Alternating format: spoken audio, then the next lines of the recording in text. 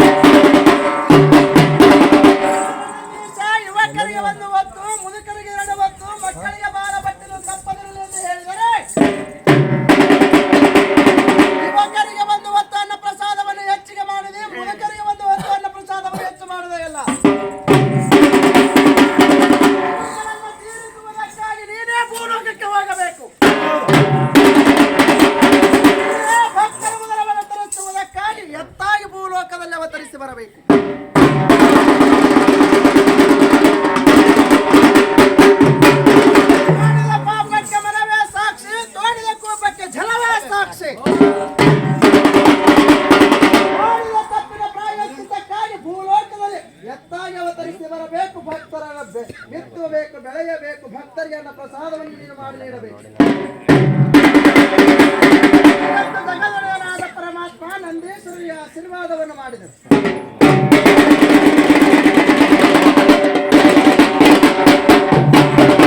ಜಗದೊಡೆಯ ಶಂಕರ ಪರಮಾತ್ಮನ ಕೋಪಕ್ಕೆ ತುತ್ತಾದ ನಂದೀಶ್ವರನು ಭೂಲೋಕದೊಳಗೆ ಎತ್ತಾಗಿ ರೈತನಿಗೆ ಹೆಗಲಾಗಿ ದುಡಿಯುವುದಕ್ಕಾಗಿ ಭೂಮಿಗೆ ದೊರೆಗಿಳಿದು ಬಂದ. ಭೂಲೋಕದ ಭಕ್ತರ ಹಸಿವನ್ನ ನೀಗಿಸುವುದಕ್ಕಾಗಿ ಜಗದೊಡೆಯ ಸಾಂಬ ಸದಾ ಶಿವನ ಆಡಿದ ನಾಟಕವಿದಾಗಿರುವುದು.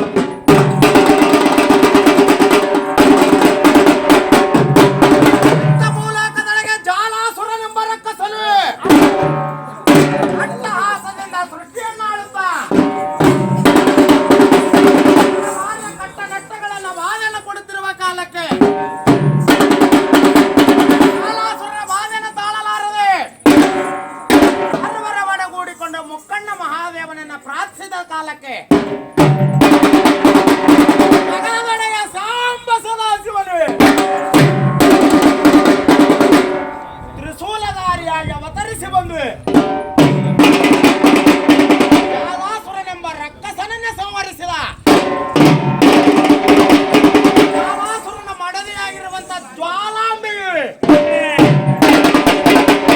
ಜಗದೊಡೆಯ ಸಾಂಬ ಸದಾಶಿವನ ಪಾದಗಳಿಗೆ ಬಿದ್ದು ಪರಿಪರಿಯಾಗಿ ಬಿದ್ದು ಬೇಡಿ ಗಂಡನ ಜೀವನವನ್ನ ಪಾವನಗೊಳಿಸಬೇಕೆಂದು ಕೇಳಿದ ಕಾಲಕ್ಕೆ ಜಗದೊಡೆಯ ಸಾಂಬ ಸದಾಶಿವನ ಜಾಲಾಸುರನ ಅವಯವಗಳನ್ನು ನಾಯಿನರುಗಳ ಪಾಲು ಮಾಡದಂತೆ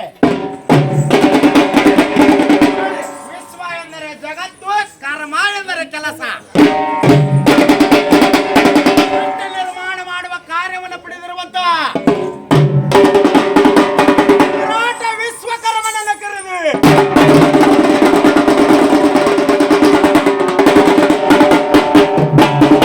ಅಂದರೆ ಬ್ರಹ್ಮದೇವನ ಅಂಶವಾಗಿರುವಂತ ವಿಶ್ವಕರ್ಮನನ್ನ ಮುಂದಕ್ಕೆ ಕರೆದು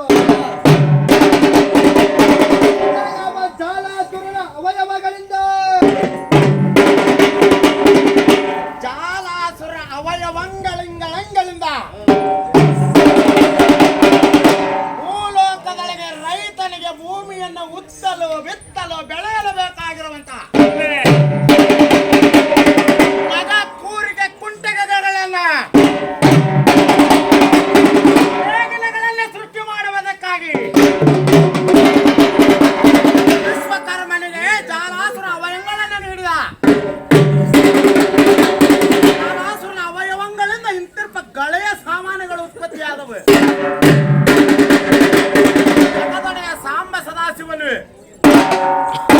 ಬ್ರಹ್ಮ ವಿಷ್ಣು ಮಹೇಶ್ವರನ್ನ ಕೂಡಿಕೊಂಡು ಭೂಮಿಯನ್ನ ಉತ್ತಲಕ್ಕೆ ಬಿತ್ತಲಕ್ಕೆ ಬೇಕಾಗಿರುವಂತ ಊರಿಗೆ 3 ತಾಳಗಳಾಗಿ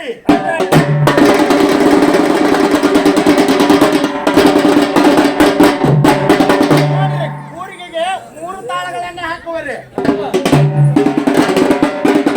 ಬ್ರಹ್ಮ ವಿಷ್ಣು ಮಹೇಶ್ವರರೆಂಬ 3 ತಾಳ. ವಿಷ್ಣು ಪರಮಾತ್ಮ ಚಕ್ರಪಾಣಿಯು ಕುಡು ಒಕ್ಕಲಿನಾಗಿ ಅವತರಿಸಿ ದೇವಾದರೇನು ಮಾಡಬೇಕು ಕಲಿಯುಗದೊಳಗಿರುವ ಎಲ್ಲ ರೈತರಿಗೆ ಯಾವ ತ್ರಿಮೂರ್ತಿಗಳ ಸಾಕ್ಷಿಯಾಗಿ ಕೊಳಗಳನ್ನು ಯಾವ ರೀತಿಯಾಗಿ ಬಂದವೆಂಬುದು ತಿಳಿಯುವುದಿಲ್ಲ. ಇದು ಯಂತ್ರಗಳ ಕಾಲವಾಗಿರುವುದು. ತಮ್ಮ ಮನೆಯಲ್ಲಿ ಎತ್ತನ್ನು ಮಾರಿಬಿಟ್ಟರು. ಕಾಲದಲ್ಲಿ ಯಂತ್ರಗಳು ಬಂದ್ರೆ ಸಹಿತ ಅದಕ್ಕೂ 3 ತಾಳಗಳನ್ನೇ ಹಾಕಬೇಕು. 5-6 ತಾಳಗಳನ್ನ ಯಂತ್ರಗಳಿಗೆ ಹಾಕಲು ಬರುವುದಿಲ್ಲ.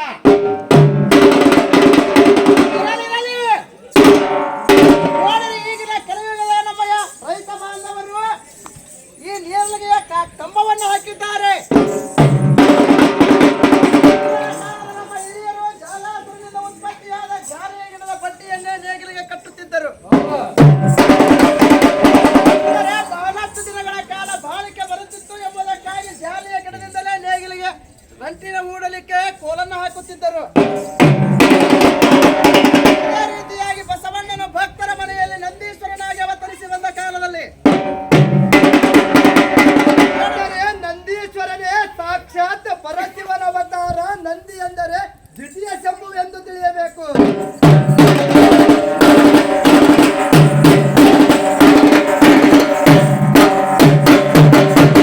ಈ ರೀತಿಯಾಗಿ ಬಸವಣ್ಣನ ಭಕ್ತರ ಮನೆಯಲ್ಲಿ ಅವತರಿಸಿ ಬಂದ ಕಾಲಕ್ಕೆ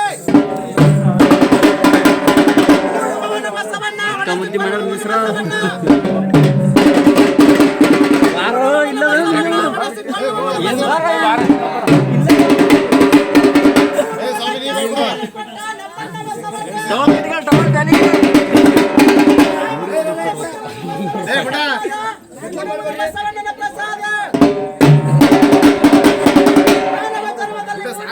ಬಸವ ಬಸವ ಬಸವ ಬಸವ ಎನ್ನುತ್ತ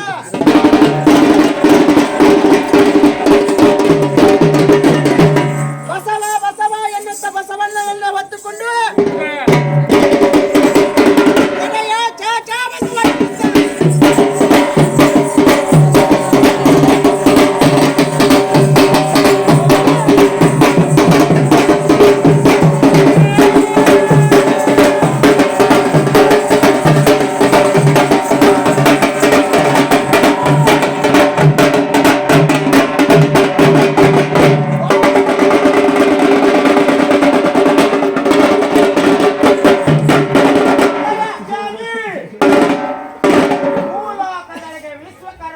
ಪರಮಾತ್ಮನ ದಯೆಯಿಂದ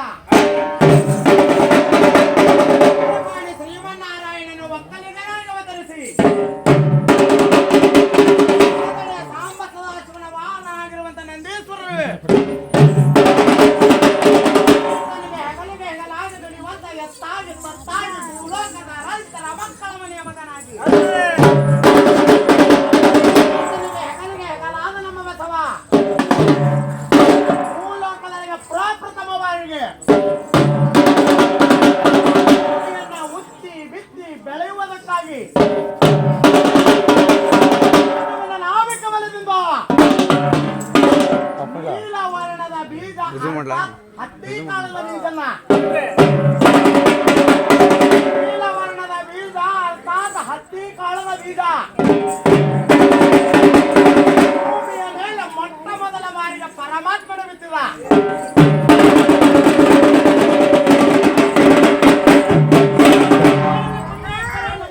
ಅನ್ನ ಪ್ರಸಾದವನ್ನು ಕೊಡುತ್ತಿರುವನಲ್ಲ ಬಸವಣ್ಣ. ಬಸವಣ್ಣ ಪರಮಾತ್ಮನಿಗೆ ಹೋಗಿ ಹೇಳಿದ್ದಾನೆ. ಅದು ಏನೆಂದರೆ, ಓ ಪರಮಾತ್ಮ, ಭೂಲೋಕದಲ್ಲಿ ನಾನು ಎತ್ತಾಗಿ ತತ್ತಾಗಿ ಬೆಳೆಯುತ್ತೇನೆ. ಭಕ್ತರ ಹಾಕಿದಾಗ ಮೇವು ತಿನ್ನುತ್ತೇನೆ. ಭಕ್ತರ ಕುಡಿಸಿದಾಗ ನೀರನ್ನು ಕುಡಿಯುತ್ತೇನೆ. ಅನುಭವಿಸಿದ ನಾನು ಭಕ್ತರ ಹೊಡೆಯುವ ಭಾರಕೇಲಿನ ಹೊಡೆತವನ್ನು ನಾನು ತಾಳಲಾರೆ. ಆದ ಕಾರಣ ನನ್ನನ್ನು ಮುಕ್ತನನ್ನಾಗಿ ಮಾಡಬೇಕು ಪರಮಾತ್ಮ ಎಂದು ಪರಿಪರಿಯಾಗಿ ಬೇಡಿಕೊಂಡನು. ಆಗ ಜಗದೊಡೆಯನಾದ ಪರಮಾತ್ಮನು ಇರಲಿ ನಂದೀಶ, ನಿನ್ನಯ ಕಷ್ಟ ಕಾರ್ಪಣ್ಯದ ಬಯಕೆಯು ನನಗೆ ತಿಳಿಯಿತು. ನೋಡು, ಯಾರು ನಿನ್ನನ್ನ ಹೊಲಕ್ಕೆ ಹೋಗಿ ಉಳುಮೆ ಮಾಡುತ್ತಿರುವ ಕಾಲಕ್ಕೆ ಛಾ ಬಸವ ಎಂದು ಮೊದಲು ಏಟು ಹಾಕುವರಲ್ಲ. ಏಟು ಬಸವ ನಿನಗೆ ತಾಕಲಿ. ರೈತರ ಹಾಕುವಂತಹ ಏಟುಗಳೆಲ್ಲವೂ ಸಹಿತ